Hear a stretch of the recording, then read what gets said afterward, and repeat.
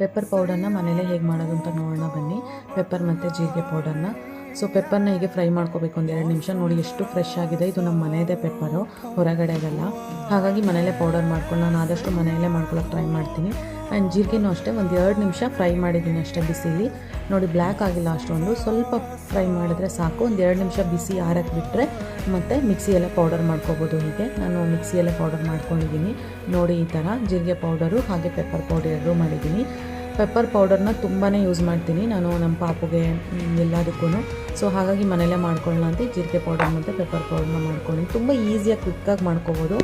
ಏನೊಂದು 15 minutes time ಹಿಡಿಯಲ್ಲ, ನಮಗೆ ಆರಾಮಾಗಿ ಮಾಡ್ಕೋಬೋದು. ಸೊ ನೀವು ಮನೇಲಿ ಟ್ರೈ ಮಾಡಿ. ನೋಡಿ ಲಾಸ್ಟ್ ಟೈಮ್ ಸ್ವಲ್ಪ ಲೈಟ್ ಕಲರ್ ಬಂದಿತ್ತು ಪೆಪ್ಪರ್, ಈ ಸಲ ಯಾಕೋ ಡಾರ್ಕ್ ಆಗಿದೆ.